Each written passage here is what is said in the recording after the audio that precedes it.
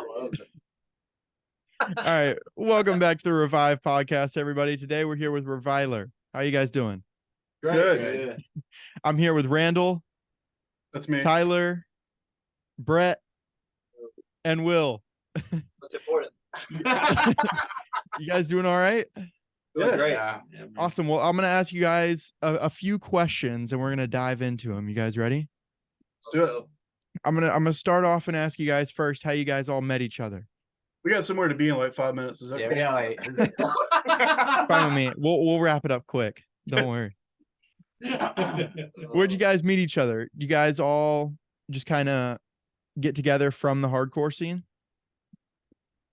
Yeah. So I've known Brett out of this group. I've known Brett for Since you were a kid.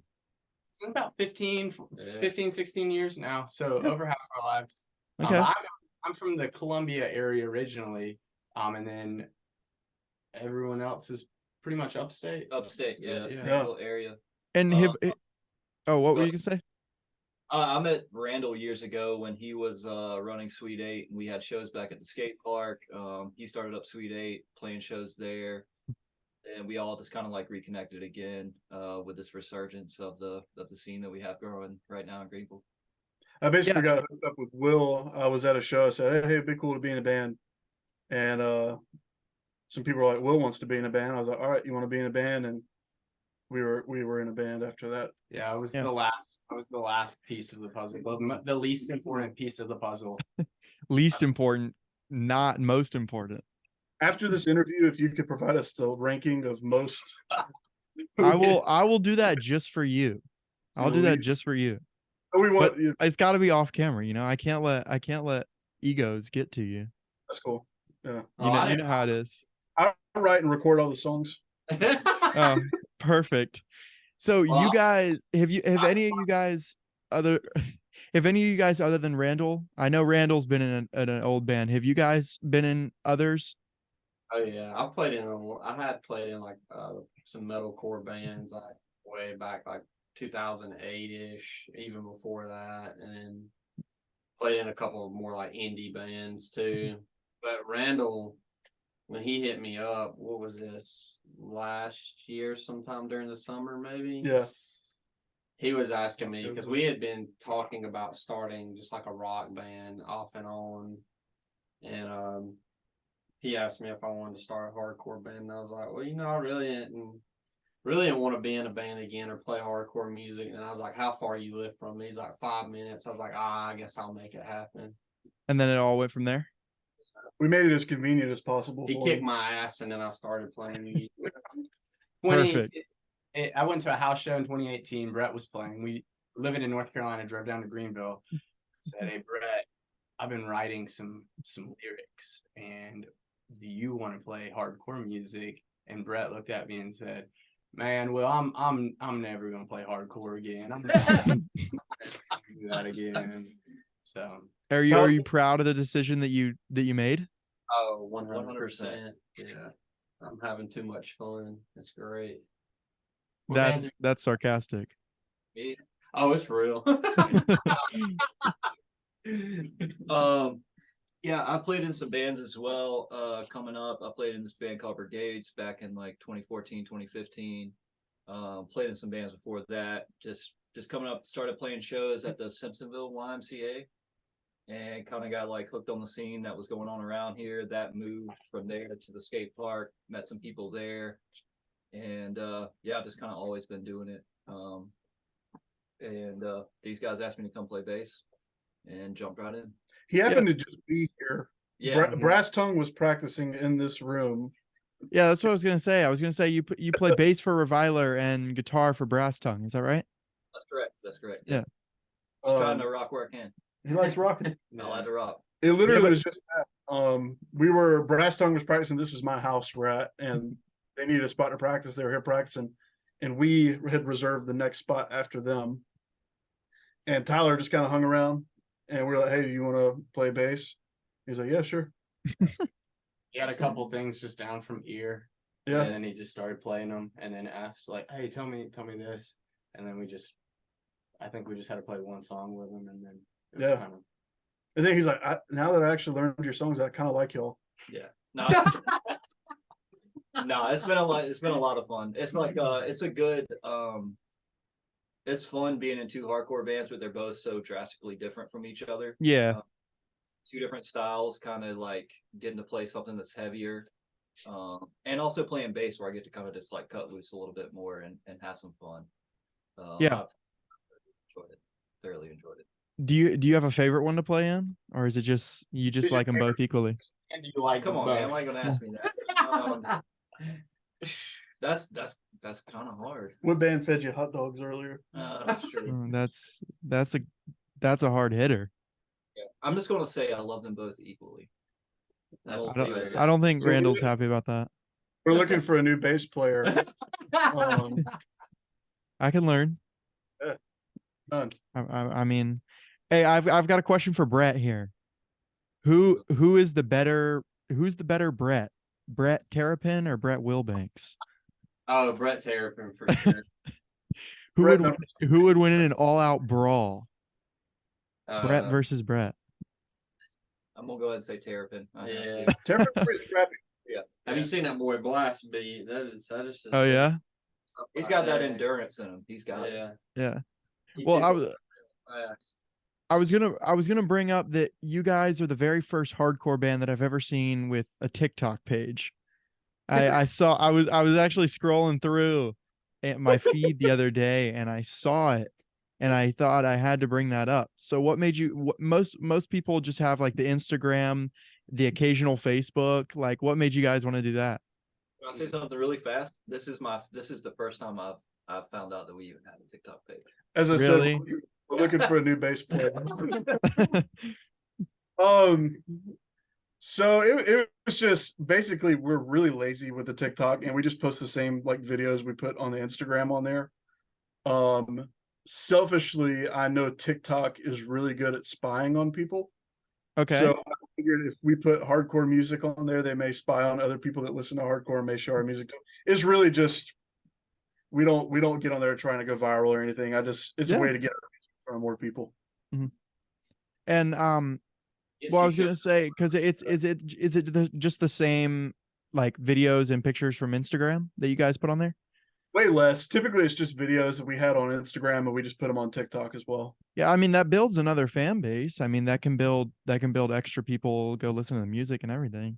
It's pretty interesting. If you look at our demographics of who interacts with our Instagram, it is all like 25 to 35-year-old males. Okay. And TikTok is a very different demographic. It is more of a Yes. mixed gender, typically starting from 16 going up to about 25. So it gets us in front of a new audience. I feel like the Instagram doesn't hit quite as well. Yeah. Well, I know, Will, you have a wife and children. You have 3 kids and you're married. Is it a struggle to maintain being a father and playing in a band at the same time sometimes, or is it always just it's easy Every to you? day. Struggle. Really? I'm just kidding. Okay. No, it's definitely it's a balancing act, right? So if you focus on one thing too much, then the other thing goes away. And the main thing that we always said when we started was I'm the youngest in the band, I'm 31. And so it was just like family is always going to take priority over anything that we're doing. Of course, yeah.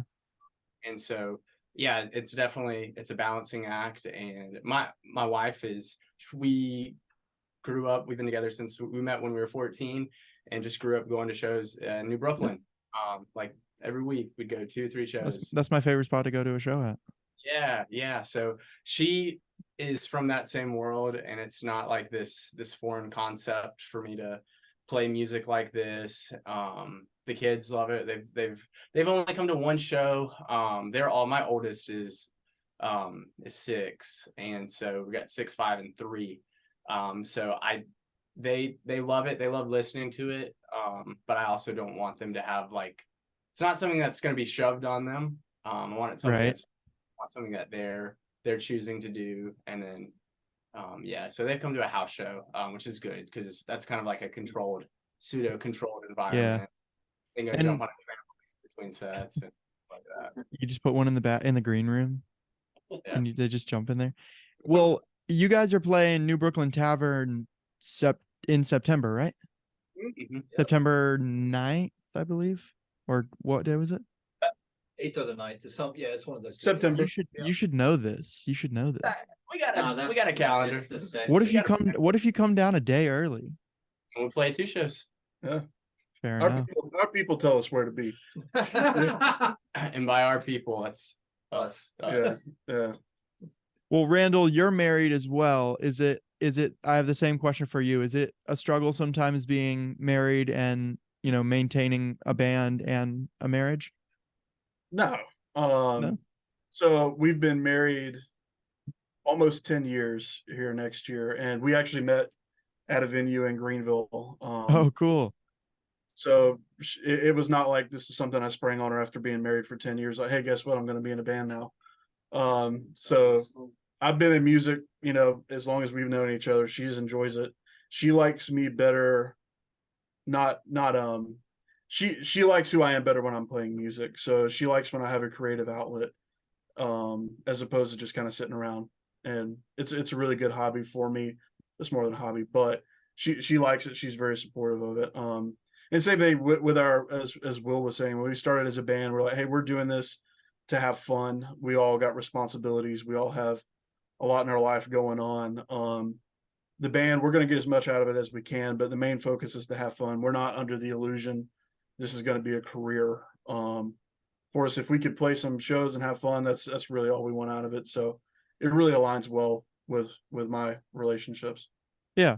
And how long have you guys been in the scene, I would say? Like not just in a band, but just kind of around that whole crowd. I'm probably 15 plus years at this point.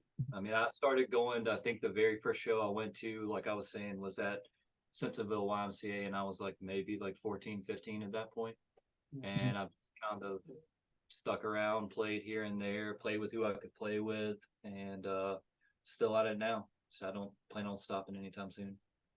Okay, Brett, you've been a little quiet. I need to hear something from you back there. So I'm married as well. I got 2 kids. I got 2 boys. I actually our youngest is almost 2 months old now. Fresh. So it's a fresh baby. He's a new one. Trial. Yeah, I don't know. It's pretty much just go off what these other guys said. I mean, it's just another creative outlet for me. Definitely family first, and plus I tattoo outside of the band. That's my main thing. So most of my time is dedicated to family and tattooing, and then this is just a good excuse to get to play some rock and roll with some buddies. So yeah, I was gonna say, I knew you were a tattoo artist. I won't say the name of where you tattoo at unless you wanna plug it in here. Blind Tiger Tattoo in Greenville. Okay, perfect. So what made you want to start doing that? Tattooing? Well, He likes ruining lives. yeah, I like ruining people's lives. He had his hands tattooed, couldn't get another job. So I've been getting tattooed for a bit now, and I want to pause this for 1 second. We're talking about the tattoos he's done. He's sitting here picking at a tattoo he just did to himself. my leg is. Oh, I gotta cut that part out. Yeah. This is gonna be a bit. People gonna see you doing it. Yeah, I know. Yeah. Yeah. They ain't gonna I post these on YouTube. Hell yeah, that's what I'm talking about. Everybody's got No, I've been involved in art ever since I was a kid, big into illustration and drawing, and outside of playing music throughout the years, I'd gotten into graphic design, and so for a couple of years, probably 5 years, I was self-employed, just doing illustration work, graphic design. One of my best friends was a tattoo artist, and at one point I had brought up, hey, what would it look like to get an apprenticeship? And he was pretty honest with me that, are you doing this because you're bored with what you're doing now? And you think you want to make quick money because it's not going to happen. You got to be, if you're going to be a tattooer, you got to be about it. And I was like, yeah, you're right. I think I'm just looking to make a buck. So fast forward probably 4 or 5 years later, we had another conversation, and he was like, I want you to come be with me at the shop that I'm opening up. He's like, I don't want to teach anybody else but you. So I quit my coffee shop job that I had off to the side of freelance graphic design. Kind of like put that on a hiatus and then jump fully into tattooing. It'll be 2 years for me in December. So yeah, pretty much jumped in it then. I've always loved American traditional tattoo, the look of it, and yeah, I'm like all about it now. So Yeah. Well, Brett, I know you can make the mass amount of various fart noises with your hands and your armpits. Could you could I please hear one? yeah, Get one. Make a sad one. Well, you gotta get closer to the mic. You gotta get closer to the mic. Stand up and get to Get this in HD. it. That's amazing. What kind of cool talents you guys got? Because that's kind of hard to top. That's I all. need to hear the other ones. That's pretty hard to top. I don't know if we're gonna beat that. I can play guitar. That's about it. You can. That's true. And Reviler's looking for a new bass player now too. So Right. Yeah. you can maybe work on that. Nothing tops Brett's imitation farts. Yeah. No, those are really funny though. What song can you do? Happy birthday. Yeah, I do. Happy He takes birthday. requests. After this recording, I'm gonna need to hear that. Oh, you're gonna hear it. Yeah. Oh, thank You might God. have to do some jumping jacks. He normally has to get a bit sweaty. So Get ready. It's the tone, right? So your first show that you guys ever played was at a skate park. Could you guys tell me a little bit more about that? Yeah, it wasn't supposed to be our first show. Oh, really? Supposed to be our last. Our first show was supposed to be in December, and that show was in November. Yep. And our friends Iron Sights, they're out of Asheville, they had a drop, and we kind of got approached and we're like, hey, we've got you guys lined up for December. What do you guys think about playing in November? And I think that was awesome. Yeah. Yeah, it was sick to be able to play the first show with No Cure. Yep. It was awesome. Your Spirit Dies, your No Cure, Crash Brad. Tone. Yep. Yeah, it was Um, perfect. I remember that show. That was a killer.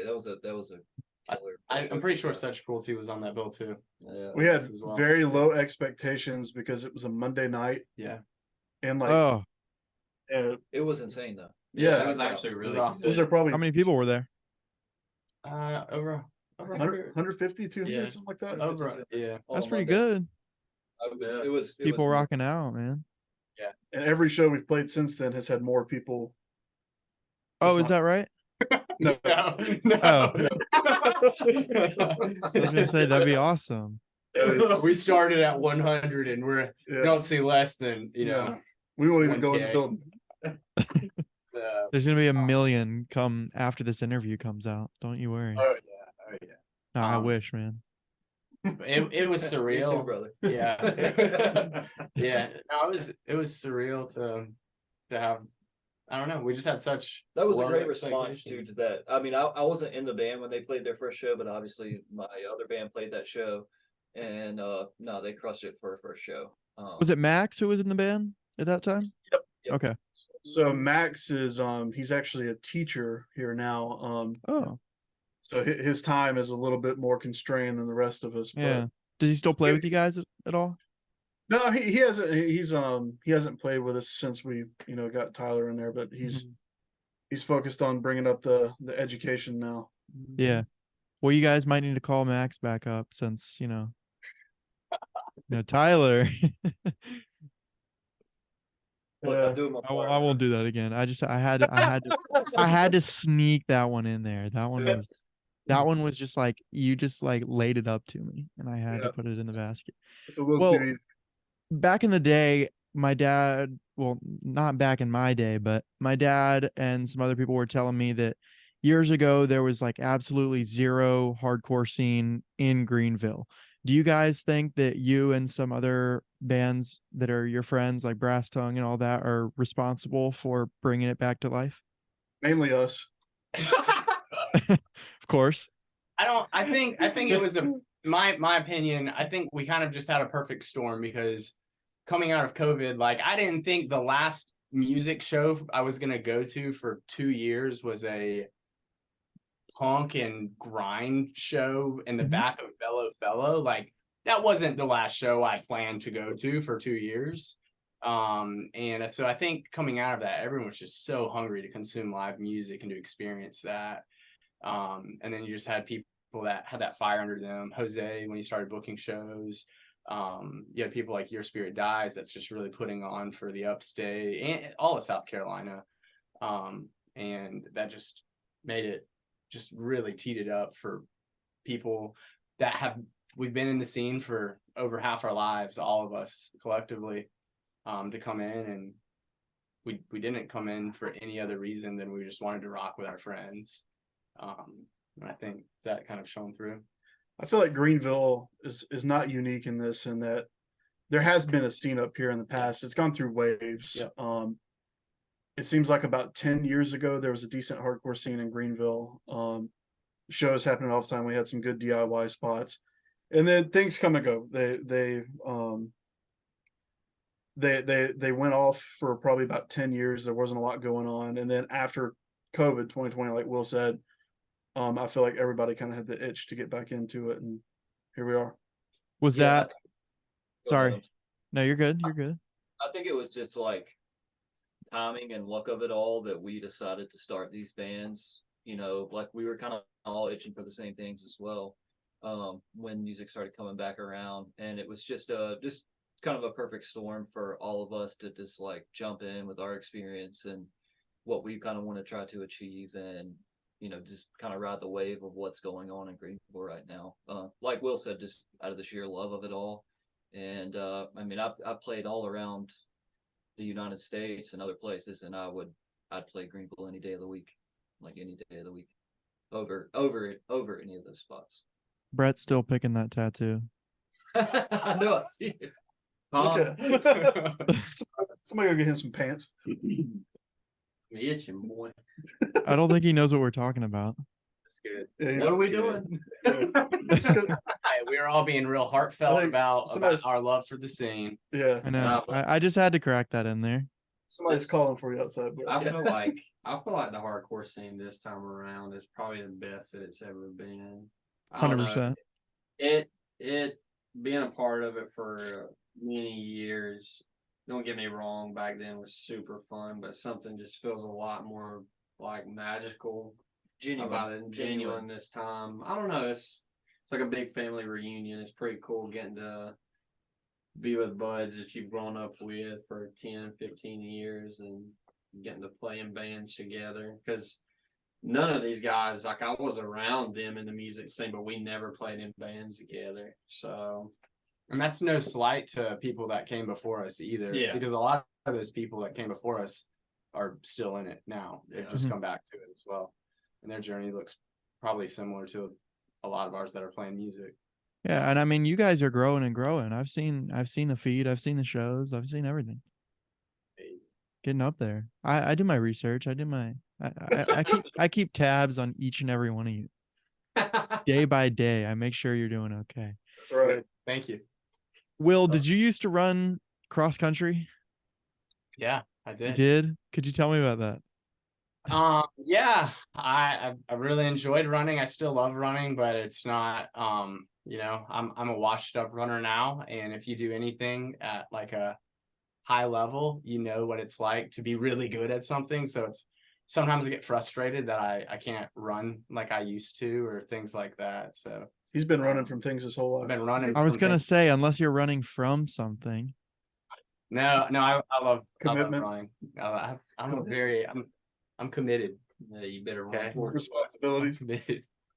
Yeah, no, I like running.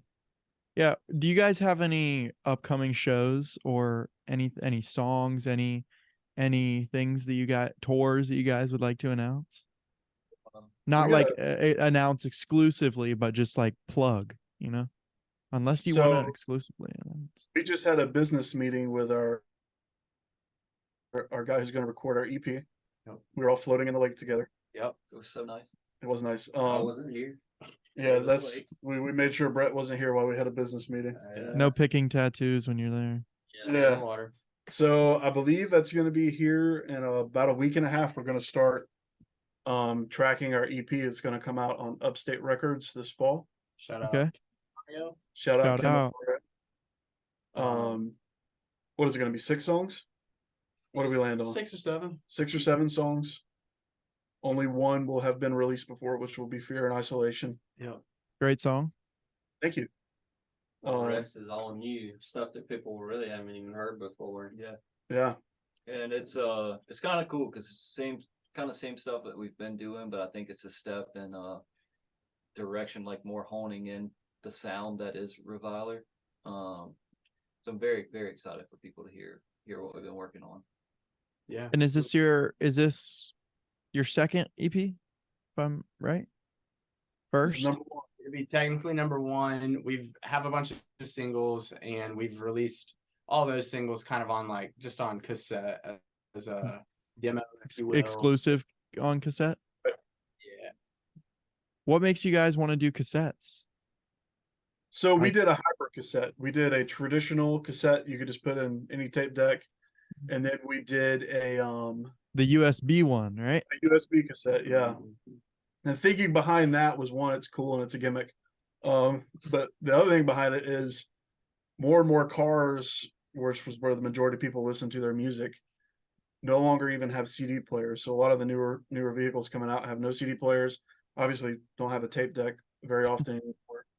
And I kind of miss the feeling of purchasing physical music and being able to listen to it only that way. Yeah. So when I was growing up listening to punk and hardcore records, like, it was something cherished to get a CD, and you would wear that one CD out. You know, for me it was CDs, other people would be tapes or vinyl. But I'd drive around, I'd have one CD in my car all the time, over and over and over and over. I feel like we get a little spoiled these days with streaming services, to where we have access to everything we want all the time. And we kind of take it for granted. So I thought it'd be a cool idea just to release a cassette and put some songs in there that you could only hear on that cassette, but then make it more accessible in today's age, where you could actually listen to it in your car, to kind of recreate that feeling that I used to have, when I was a teenager. And And- I'll what? And I was gonna say, from like a consumer perspective as well, like we can make cassettes so cheap, so it's very accessible to everyone. You come to a show, you don't have $20 to drop on like a brand new LP or something. Cassettes are No. they don't And they're fun to collect. and they're fun to collect. They don't take Yeah, up I'm a big vinyl collector. nice. I've got a Yeah. lot of records. We'd love to have vinyl out eventually, but I think, just for a demo we're putting out, it just felt different than a CD. Something, cassettes are fun to hold, they're fun to look at, Yeah. and have a USB one. So we just wanted to do something a little different. And I'll say what's funny is the reason I know about that USB cassette is from your TikTok page. So we put that same video on See, it Instagram. works. Yeah. It's I so know. weird.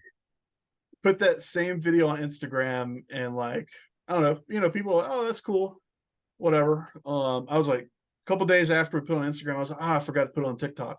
So I put it on TikTok. Woke up the next morning and my phone was just overloaded with notifications. I was like, what in Oh, the world? really? I looked at it, and like the next morning it had like 13,000 views. And I was very confused that that's the video that chose to do well on TikTok. So I don't know. People seem to have thought that was neat on there. Well, I was gonna say I was just scrolling through my feed and I saw like You said I have to get them on the podcast. no, I knew who you guys were, and like I followed you on Instagram and everything. So I don't know how it just like came up. It said it gave me the option to click not interested or follow, and I immediately clicked not interested. I'm interested. Yeah. No, I figured you'd like that one. No, I clicked follow. So you click follow, and then you saw the video of Will doing the gritty. Oh my god. We don't have a video of me doing the gritty. I don't know how to do the gritty. Isn't that what TikTok is? I don't know. I don't No. know. I'm not. That's not a thing. Oh. That never happened. It's not a thing. No, but yeah, it was interesting to see that get so popular. So we put that on Instagram and TikTok, like you said, and then we put our tapes up on our store online, and and we only made 25. We're actually going to make some more. They're going to be different because those were limited releases. So the next batch is going to be different. But they sold out almost immediately. So I don't know if Perfect. TikTok helped us with that or not, but that was cool. Yeah. What about when people are coming to shows in Greenville, whether they're already living there or not living there? What places to go eat before a show or after a show would you guys recommend? Food stores, shops, etc. Going to a show at the skate park. Mhm. There's a really cool full vegan restaurant called Herbal Pharmacy. Okay. Like Farm FAR Farm Mercy. Are you guys all vegan? Half the band is. We're a half vegan Okay. band. No, so that's a really cool one, and it's literally a 1.5-minute drive from the skate park. Oh yeah. So that's a good one to check out. And I thoroughly enjoy vegan food. So Yeah, any good vegan spot, I'm down to go. I would say I'm a 90% vegan, but Oh my I'm plant based. I'll just say that I'm plant based. The occasional like I don't eat meat, but I eat plant. prefer not to. to. Yeah, I get that. So I would like to break down 2 songs with you guys. The 2 songs I chose were Rejection of Sanity and Cruel World.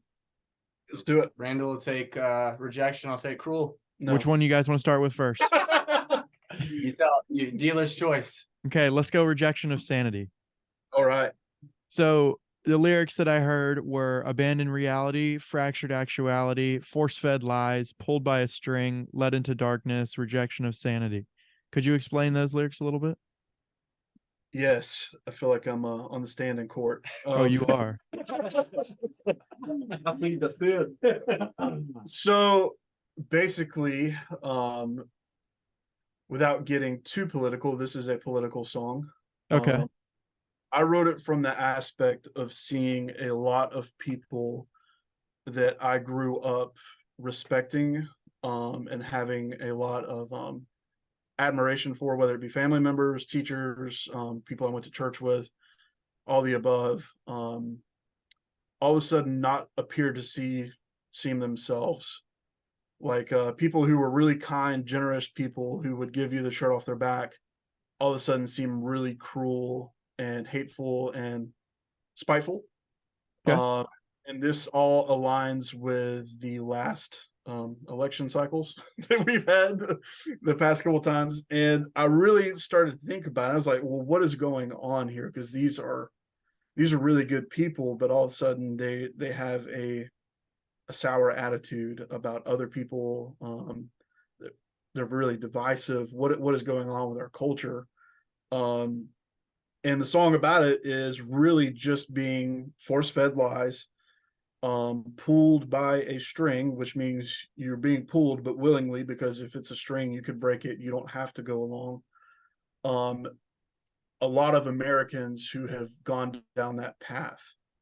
And that's what the song is about. It's kind of, the first lines of the song is like a cancer creeping in. It's something I believe started kind of slow. And before a lot of people realized it, they knew it had changed their whole personality, had taken over their lives, it taking over the clothes they wear, all the aspect of it. Where it used to be with, politicians, you would go vote, you vote who you vote for. At the end of the day, that's fine. You go have a beer with people who believe differently. But I feel like here recently, it's turned into your political identity is your only identity, and it affects all of your relationships. It affects everything you do in life. And that was a strange observation for me. I thought about for quite some time, and I actually wrote a lot of those lyrics before we were in a band. Oh, cool. Yeah. And then you just wanted to output those? Yeah, that's exactly right. Awesome. Any particular reason that you thought to write about that, and instead of just keeping it inside yourself and wanting to express it? Yeah, I feel like with hardcore punk, if you are not writing and performing about things that you believe in, you are not doing it for the correct reasons. There's a lot of other types of genres of music where you can just get up there and talk about the things you like in life and having fun and romance and all that stuff, and all that's great. Art is art, but I feel like our genre, if you're doing it right, it needs to be about things that you're passionate about. Of course. so yeah, that's why I feel like it's important to do it. And you know, these thoughts and ideas that I were having for that, I feel like fit well with a hardcore band. Yeah. Brett, are you wearing Chuck Taylors? I am. Could you take That them off? Can you send them to me? Send them to me. Oh, that makes up for you picking your tattoos on my podcast. I'm gonna start picking my shoes. Don't pick that off, please. Those are really nice shoes, man. Got shoes on. Yeah. Will, you ready? Anything else you want to say about that song, Randall? No, other than I don't want people to listen to that song and to read the lyrics, is that I'm saying these people, I want people to hear it from a sense of understanding, and that I understand. I don't say I understand it. I don't want to demonize people who are on the opposite side of a political spectrum than I am, which would be hard to do because I really do kind of see myself as being in the, I don't have an identity. I'm just myself. But I won't, at the end of the day, it's just like, I want to be in a spot to where if I have different thoughts and ideas from somebody, we can sit down and have a discussion about it without it turning into pointing fingers and being loud and us versus them.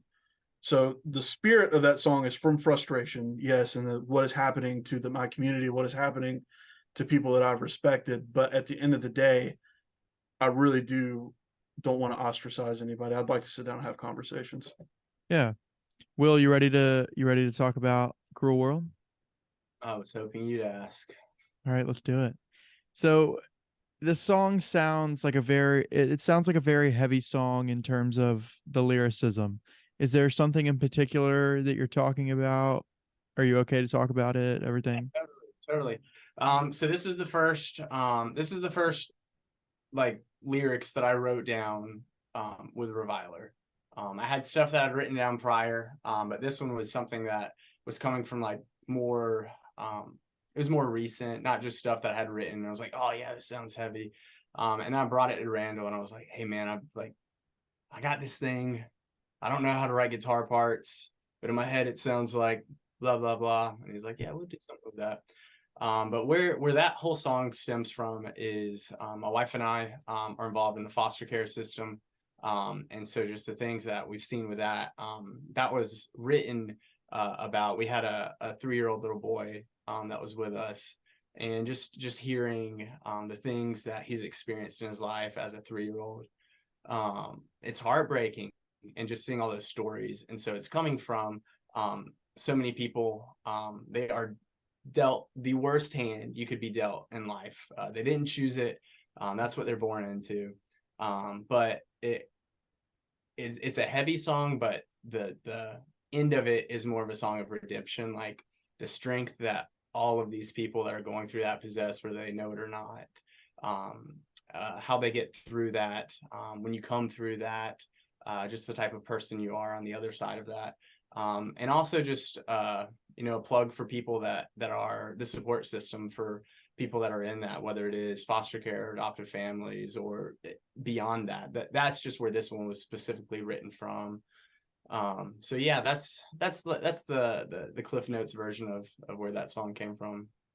Yeah, and again, like I was asking Randall, is there any reason that you wanted to output that instead of just keeping it inside your heart? Yeah, I feels like a very healthy way for me to process things, is to do something in some sort of creative medium. Get the message across. Yeah, and also, when you listen to that song, you don't listen to it and say, oh wow, this song was written about foster care. Yeah. It opens up conversations, and I don't, when we play songs, I don't get up on stage and we don't like dissect our songs. We normally just say, this one's called Cruel World. It's about as deep as we get on stage, but it does open up conversations that we have with people, just hanging out and stuff. So yeah. Anything else you want to talk about with that song? Any guys in the back? Tyler, Brett? It's fucking it's heavy to play. It's fun to play. Yeah. Yeah, I don't know. I love seeing people grab the mic and go crazy to that one. Oh, really? And hope that they don't fly over the drums. Writing a song like that, I would say that that's probably gets our biggest response. Yeah. We end with it. And so just like knowing what I wrote that song from, and then seeing like just the visceral response that we get from people, it means a lot to me. That song is one that means a lot to me. So seeing a really cool response is bizarre. It blows my mind anytime people grab a mic for a song that we're playing. And I think with that one too, it's one that people can like maybe adapt their own kind of feelings and meaning to themselves. And so like Will was saying, yeah, when we play it, it does get a really, really, really good response. And that's, I mean, doing what we do, that's always fun. But it's even cooler to see it resonate with somebody on a deeper level. Yeah, and at New Brooklyn Tavern, I'll be grabbing that mic from you. Don't worry. And Wait. I want to see Brett and Tyler and Randall all sing. Brett, I want to see you sing. Brett, I want to see you sing from the drum kit. You want to sing me? he's got a good voice. No, Voice of an angel. He's got a voice. You can just while you're playing, you just hit the kick drum and do the armpit. Oh, dude, I sneak those in all the time. Just anywhere you go. He's done it. It's a good way. It's a good way to get out of something. You just pop one of those and be like, I gotta go. I try to sit there with let us use those as like 808s. Like a bigger form. I bet you've definitely snuck one in there. Oh, I have. He'll sneak him in any chance to get it. Good. He's done it in the middle of the night. Wake him up from sleep. He'll fucking. That is, No, that you're is- good. You're good. You're good. Don't worry about it. There's no lie. We have Yeah. woken him up out of his sleep, snoring his ass off, and he's like, "All right, sorry," he just let out a fart and went back. Yeah. Middle of the night, 3 a.m. And what about like you guys? Do you guys ever really travel far for a show that's a place you would have to travel to not be able to come back that night? You know what I mean? Yeah. So there's times where we should have not come back that night. We have driven down to Jacksonville We drove to Jacksonville. Gosh. and back in the same day, and I will take the blame for that one because I had work. It was a Sunday night, and then I went into work. I probably pulled in my driveway at 4:30 and then was up at 6:30. And Dedication, but What do you do, Will? so my trade is the outdoor industry. And so for the past we're frozen on this end. Uh-oh. Oh, we're good. Past 9 years I've worked in the doing the private club industry, and I recently took a step back from that. And so I just do kind of contracted work in that industry right now. So it's been a lot of fun to not miss every holiday with my family, miss every milestone, and kind of put them as priority. So it's been cool. And Randall and Tyler, I didn't ask. I forgot to ask what you guys have done. Like what you guys do. Brandon, you gonna go first? So I have been in the heating and air game. Okay. For 17 years, and I work for a HVAC manufacturer. I'm a managed South Carolina for them. And Tyler? mine's not as interesting. I work in a restaurant. Every musician's favorite job. Okay. I work in a restaurant. I make good money. I enjoy what I do to a degree, and it allows me the ability to tour, have all for shows. Obviously playing 2 bands, work full time, make a living. Like I said, not my favorite thing in the world, but it gives me the freedom to go and travel and play all these spots. Like I said, be in 2 bands, which is at my age really, really hard. But it works, and so that's where I'll probably stay until I guess I'm done playing music, but I don't know when that's going to happen. So Hopefully there for a you're while. hoping pretty soon, huh? I mean, it would Yeah. be nice to get a break, Hey, you've got till September. Time's ticking. We've got a couple kind of upcoming shows. We've got Greenville. I think we'll go to Columbia, Myrtle Beach, Greenville, and then I think right after that we'll play Puerto Rico. Yeah. So that's Oh. probably You guys Yeah, want to talk about so- that a little bit? No. That's it doesn't. We're all excited about it. It's kind of one of those things at this Yeah. point right now. Like, I mean, I out of the country. I played in Canada before, but flying to Puerto Rico to play a show That's is a U.S. territory. insane. Is insane to me, and it almost doesn't feel real yet. So I haven't really been saying much about it, honestly, because I'm waiting for it to happen. I'm waiting for that. Yeah. That morning we get on the flight, we head out there, and Play a it rock begins. show and then enjoy a beach. Waiting to Yeah. be bamboozled. So what happened with that is when we first started Reviler as a band, I just had this idea pop up in my head. I was like, wouldn't it be fun to go play Puerto Rico? And they're like, yeah, sure. Okay. Yeah, that sounds fun. Yeah. That's all it And took. then we randomly had a guy message us after that. Yeah, he started following the page. He's like, hey, love you guys. They would love y'all in Puerto Rico. And I was like, well, Funny you say that. if funny you should mention it. I said, hook me up with somebody down there. I said, we'd love to play Puerto Rico. Send me, connect us with a promoter. And so he did. He connected us with his friend who does shows in Puerto Rico. We looked at it. He's got a solid history. He's brought some really solid bands. He's brought like Agnostic Front. Domains came through there. Yeah. as well. Recently. Oh, cool. Yeah. He does really good for bands in Puerto Rico. And when I looked up what the cost was to fly from Charlotte, we're around $200 a person round trip to fly to Puerto Rico. So I mean, at that yeah. point, we're like, why not? Play a show, sell Yeah. some shirts, buy tickets. Yeah, let's Yeah. go. So Do you guys have like an account for the band that you all just like put that into, or did you all separately pay for yourselves? So we were luckily able to fund that with band money. Yeah. So we were at the point where we're just like, hey, do you want to go to Puerto Rico, hang out on the beach, and play a show and have fun? And everybody seemed to agree with that. I don't know why. Nobody will That's say right. no. No.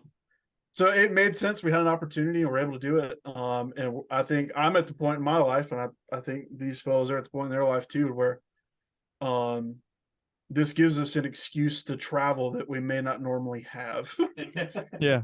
'Cause I can't imagine if I wasn't in this band, I would just say, hey, Late September. Late Let's go to September. Puerto Rico. yeah, which is great. I should do that type of thing. There's no reason I can't. Yeah. But this gives us an excuse to do that type of thing, and it's fun. Gonna play rock music. Get to play rock music, hang out with your friends, and Yeah. go to different places. I mean, that's what it's all about.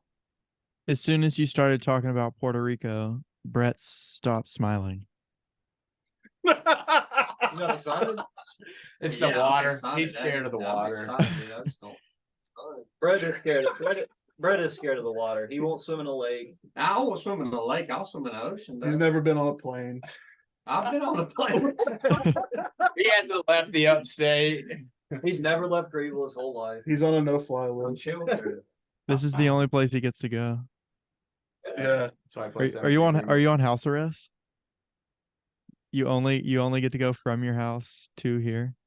that's really why he's scratching his ankle. He's used to the ankle I'm monitor trying being to there. get an ankle. Well, you did mention about us kind of staying a lot in this 2-hour-ish radius Yeah. for the past 2 months. Brett's been in expectant baby mode, and then now Yeah. Randall is in expectant baby mode. So Yeah, Are you really? I am. Puerto Rico's kind of cutting it close for us. That's like 1 month before our due date. Oh, This baby's. Yeah, my baby's due on You Halloween. better have a spooky baby. That's enough.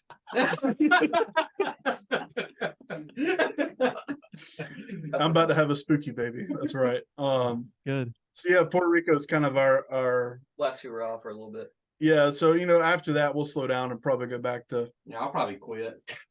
Brett will probably be kicked out. Kicked out before he quits. Yeah. Looking for a bass player and a drummer. That being said, we are not opposed to the possibly later in this year or early next year to going out and seeing some different places. Yeah. Just some life's happened here recently, and we're kind of sticking close to home besides Puerto Rico. Yeah. Other than that, we're typically just kind of hanging around here, but we are not opposed to after that playing some fest, going somewhere, and maybe doing some short runs. Yeah. Really trying to do a brass Reviler run at some point. Nice. They'll have Would love. That's like kind of one of my dream runs. is That's to a have big your- commitment for Brett, though. Which Brett are we talking Maybe both. I don't know. about? Well, I've got some cool information on all of you guys that I would love to break down Alright. here. I'm Well, gonna it looks I'm like gonna we got I'm gonna go down look my at the- list. I'm gonna go down my list. So, Randall, there was a time back in 2012 that you got your hand cut open with a trash can lid, I did. and it was You've been- thrown you've like been- a frisbee. Yeah. That's Battle this guy scars. right here. Jeez. He's asking me about my hand. Yeah, so it was on tour with a band I was in called Apart. Yep. Preston from Pretty Women was with us. He was our merch guy / lockpick. Yes, Locksmith. that's my next one. On that tour. We were at a show, I believe it was in, I want to say Gainesville, Florida. I could be wrong. I think it was Gainesville, Florida. And we had showed up, 4 or 5 hours early for a show for some reason. And we found a trash can lid in a parking lot. We're like, let's play Frisbee with this trash can lid. And Preston threw it to me instead of catching it like this. Instead of catching it like you would catch a Frisbee, I caught it like that. Yeah. Bottom of the lid cut my hand wide open. I was like, it's great. I don't have to play guitar in 4 or 5 hours, which Yeah. it did. How was So, yeah, that playing? I look really cool. There's blood all over the place. Oh, nice. I was shredding. It was not intentional. I still have that scar. Mhm. It's shaped like a J. See that? Mhm. How about Jay that? for Preston. J. J J for jam. Preston. J for jam. That's right. So, Yeah. so I think it was also in 2012. You, Randall, decided to lock the keys inside of the van.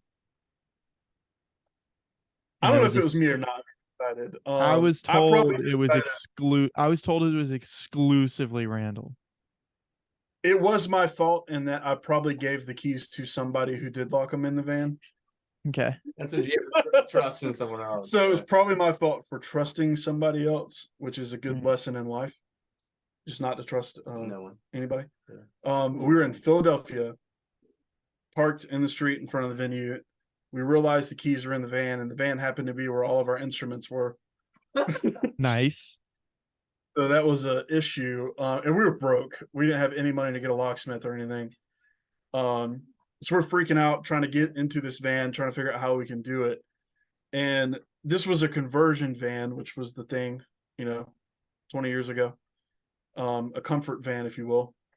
And the seat right behind the driver's seat had a cigarette window that you could slide back and hold your cigarette out the window and ash in the ashtray right there at it. Oh yeah. And we were able to slide the cigarette window open. Now, this window's probably Preston sized. 8 inches tall, 11 inches, 12 inches wide. And I'm looking at this window and I look over and there's Preston. I was like, And "You need that I thing." I say Preston sized because you pushed him through that window. Yes. He's like, no, I can't fit through that. I was like, you're going to fit through that window. And you guys called him Chubby like- Boy as well. We called him Cubby Boy. Cubby Boy, sorry. Cubby Boy. There were 4 seats in that van. There were 5 people on tour. And he would always get stuck above the makeshift loft that we built above the instruments, the cubby. Oh, And we would tell Cubby Boy it was time for him to get in his cubby. oh my great, man. gosh. He saved us on that tour. But I'm surprised he'd mentioned that to you because he explicitly asked me not to tell anybody.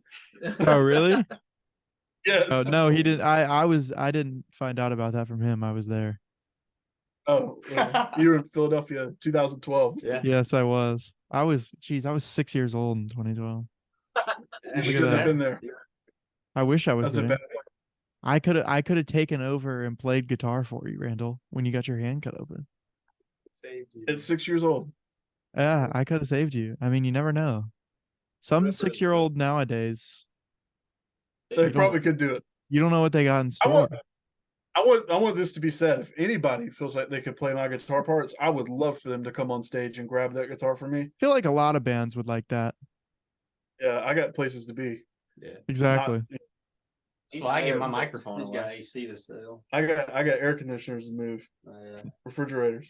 That's why I hand my mic off all the time. I got things to do. Yeah, that should be a more common thing. Instead of people grabbing the mic, Just starts taking guitars. people grabbing the guitar. Yeah, drums. Happened to us in Sumter. Oh yeah. I had to pass my bass off to a guy. They did a cover, a Deftones cover Yeah. that I had never Ironically, practiced, and that I had never practiced. And They they were started like- people just It wanted was a the house cover. show.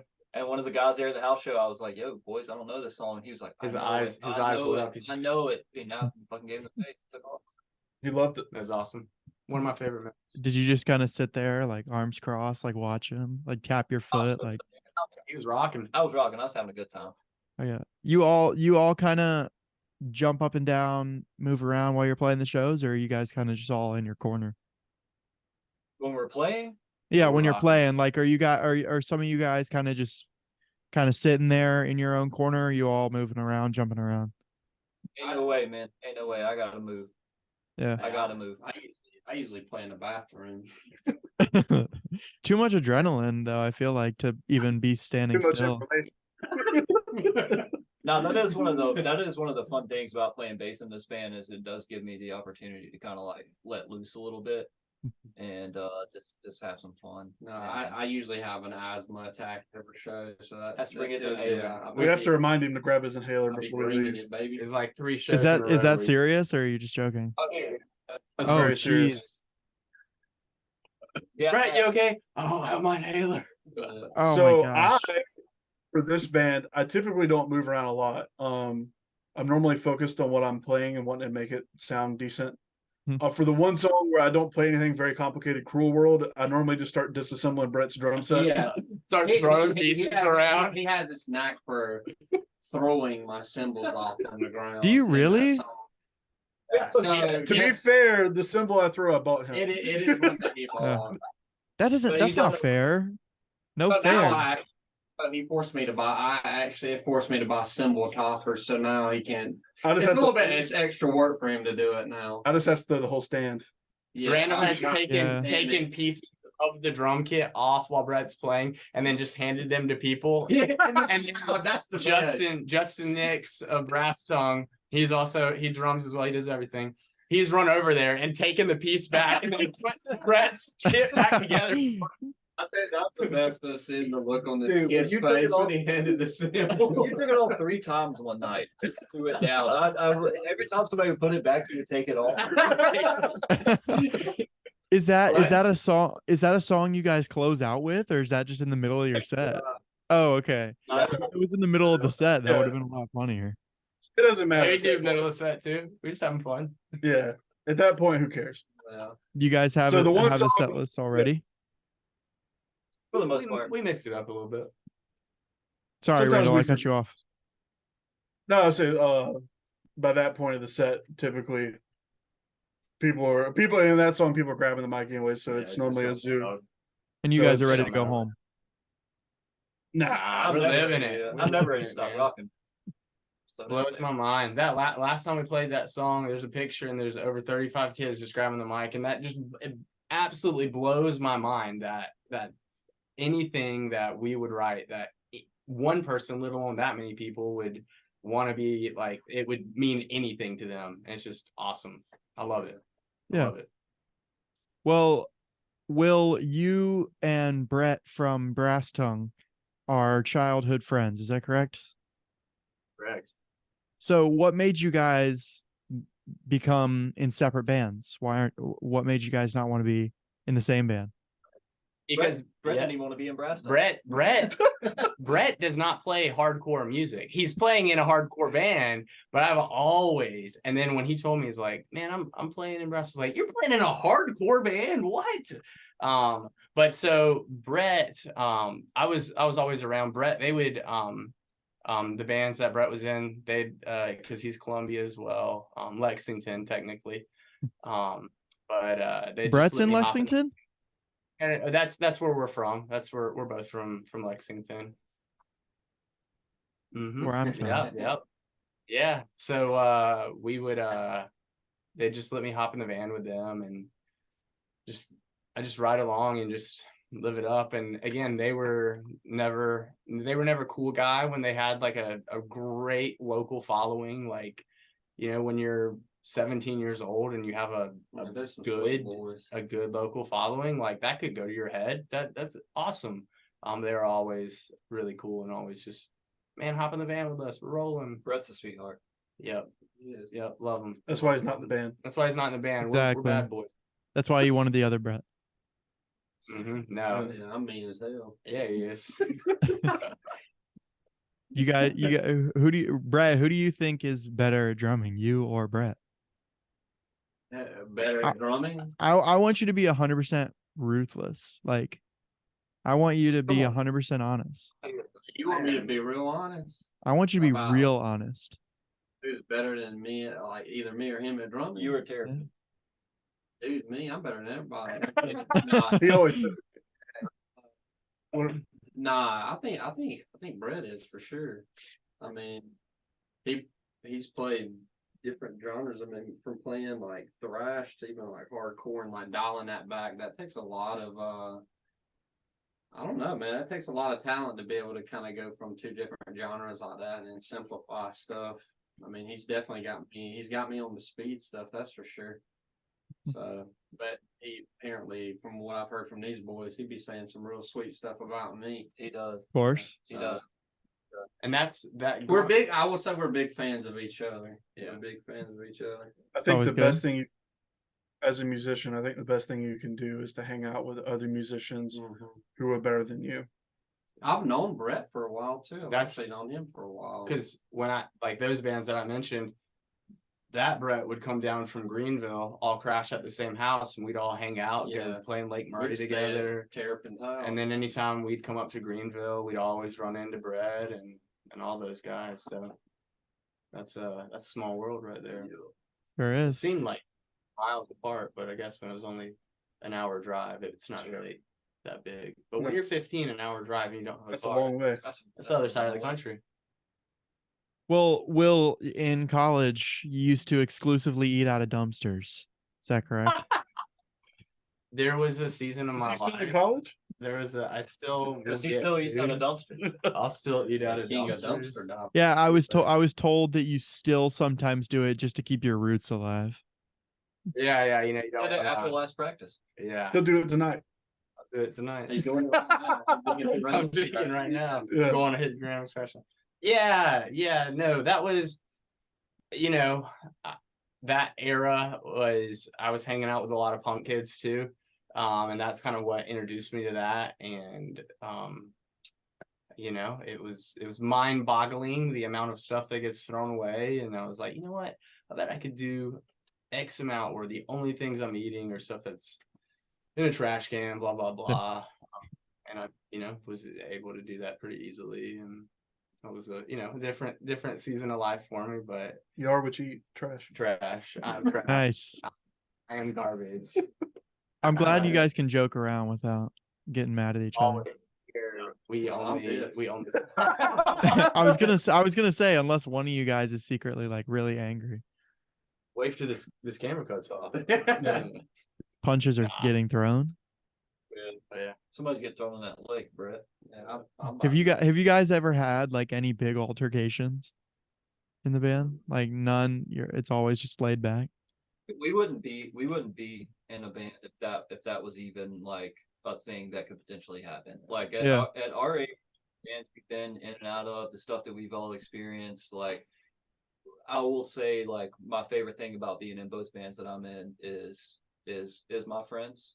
And I know that I'm in a good spot with the people that I'm with, and I wouldn't be in this room right now if I thought anything like that would happen at all. Yeah. I just think I don't have time for that kind of thing anymore. Makes Especially at our sense. age, just Yeah. ain't no way. Randall, you used to play with a band called Divide the Sea. I did. Yeah. Yes. Could you talk about that? Yeah. So when I got out of high school, I went to North Greenville, and pretty much everybody in that band at the time went to North Greenville. And I started playing some music with my buddy Ben Patat, who also played guitar in there. And that band just started out with me and him sitting in his dorm room jamming some riffs. And that's kind of where it went from there. We found a drummer, found a singer, and a bass player, and I was in that band for a couple years while I was at North Greenville. It was a fun time. We went on some tours we shouldn't have went on. We couldn't afford to go on, and played some good shows and had some good time. That damn angry honky tonk. Yeah. Yeah, that was when the Southern rock hardcore Everybody loved the Maybelline. metalcore was the flavor. Y'all did it well. Y'all did it well. And we had fun with it. I had shirts. I didn't know Randall. I had his shirt. Yeah. No, so it was a good time. I've generally played some type of music in some type of band for the last 15 years. Still love all those guys from Divide the Sea. It was a really good time. Yeah. Well, Randall, I know that in your house you have many paintings that that consist of animals smoking cigarettes, and you have one in particular of yourself as a cowboy. And these were all Oh, let me see one of them. This is a different one. Oh my gosh. And these were all painted by your mother, correct? She did. She thought it was fun to ask me what I saw myself as for that year for Christmas. And you told her when She- you're a cat smoking a cigarette? No, she just painted a picture of my cat for me. I said, you know what's missing? A cigarette. Nice. And she begrudgingly went and added a cigarette back to it. I got a squirrel smoking a cigarette back there. Give me fun Nice. real quick. Hang on. Yes. Yes, sir. If you would snatch my squirrel smoking the cigarette That portrait. used to be by the drum. That's a one of one. Be careful with it. Yes, please be careful. Will, what's on the back of your hat? It's- You still got the tag on that thing? I mean, I'm gonna resell it. It's Baby. it's the merch that never makes the merch Like table. Reviler Adidas collab.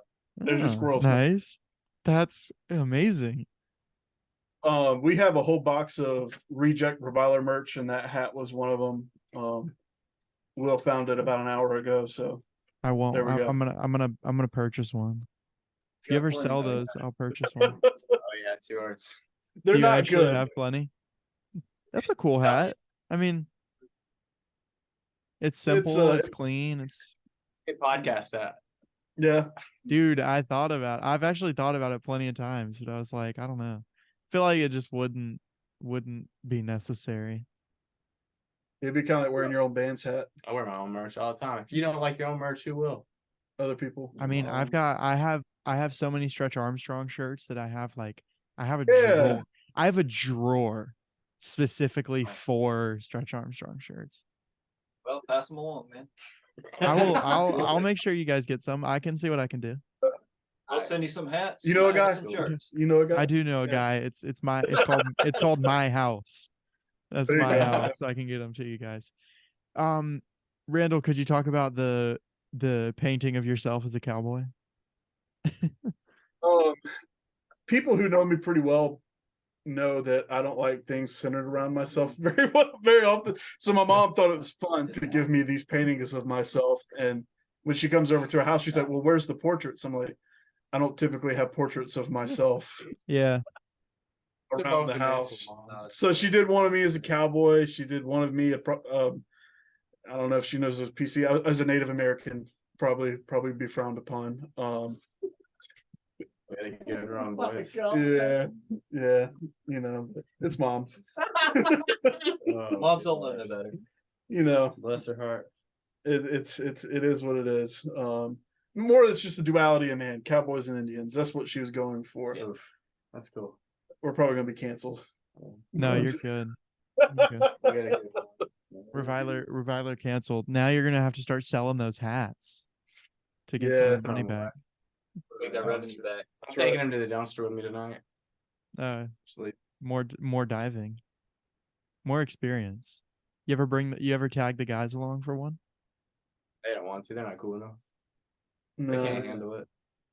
he's got a grocery store. I won't say the name. I don't want to rat him out. Yeah. It's between Greer and Easley that, you know, it's he Rhymes with Baldy. rhymes with Vivaldi.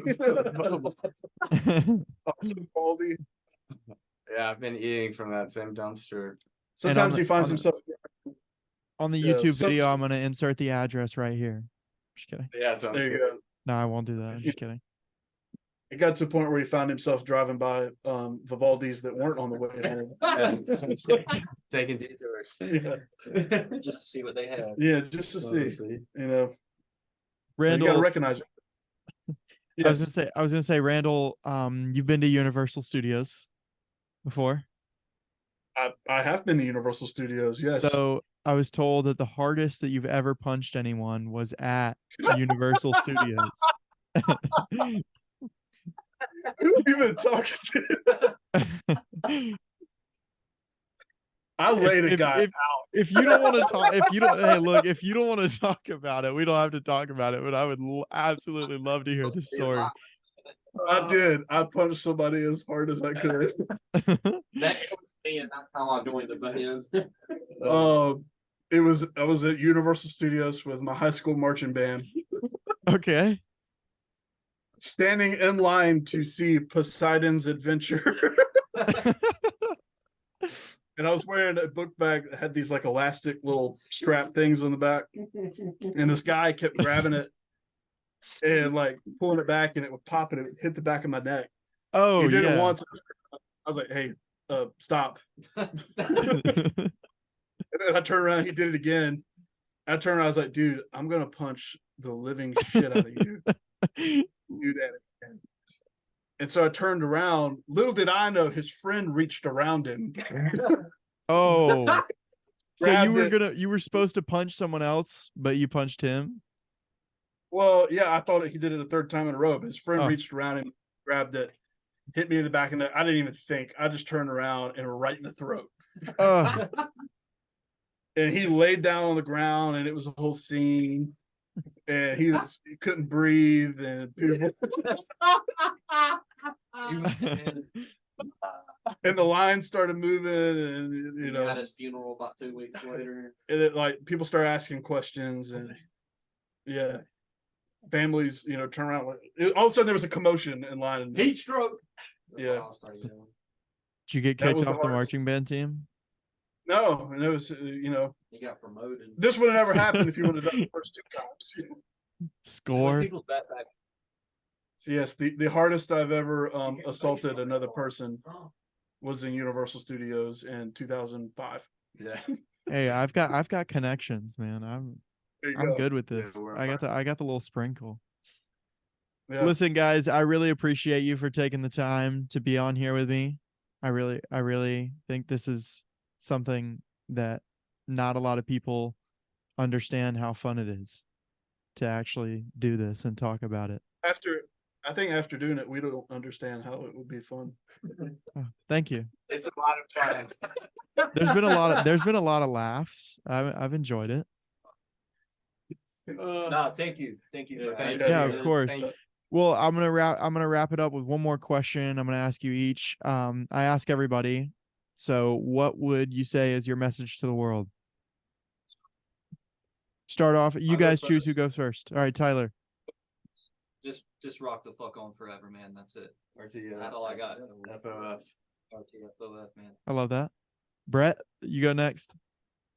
Hey, Bert, come get tattooed by me at in Greenville, South Carolina. Yeah, that's what I'll say. You guys choose. Randall, Will. Yeah, I think it handles that. Mine is not a plug for my job. Hey, it's not a job. I'm having fun, week. But if you had to put an air conditioner in your house, make sure it's a York. Anyways, I would say just I don't know, don't take yourself too seriously. And just have fun in whatever you do. That'd be mine. I was gonna say if you have to put an air conditioner in your house, put a York. Thank you as for saying well. that. Yeah, But since you already said that, that's what a lot of people would say. yeah. Man, probably you're not too young to do something. You're not too old to do something. I thought, again, I'm 31. I'm not old. I'm not young. I was just like, man, playing music. That ship has sailed long ago. That's not what this next chapter of life looks like. And lo and behold, that's what's happening. So just know, be open to things, and keep your priorities right. Make sure you're doing something. You're having fun with it, and that's all I got. And make sure your air conditioner's a York. Thank you. Yep. Awesome. Any final words? Any final questions, thoughts, concerns? If anybody's listening to this and wants to start a hardcore band, don't be too picky. Never everything doesn't have to fall into place exactly right. Just get out there and do it. All of our bands, you know, there's never an ideal time to do anything. Just get some friends together, write some songs, get out and do it. Just have fun with it. Have fun. Yeah. Have fun with it. Do it from genuine intent, and the rest will follow. Awesome. Yeah. Well, guys, thank you so much. Oh, what? I was gonna, if you need help getting instruments and stuff like that, talk to the old heads in your scene. They'll help you out. Awesome. Make it happen. Would that include, are you implying that I should talk to you? I have made it known in the Greenville scene. If you need help, I hope I've made this known. If you need help, I'll help you. I've got way too much music stuff that I've compiled for the past 15 years. Somebody needs help getting a band started playing music, let me know. We'll make it happen. Awesome. Well, guys, thank you so much for being on here with me. I'm going to get this episode out very soon. Got some upcoming shows in September. Hopefully, I hope you guys can make it to Puerto Rico. We'll hope and pray, but Getting there. We'll be there. you'll be there. All right, guys. Thank you so much for being on here. It was great to chat with you guys. Thanks all. Thank you. Man.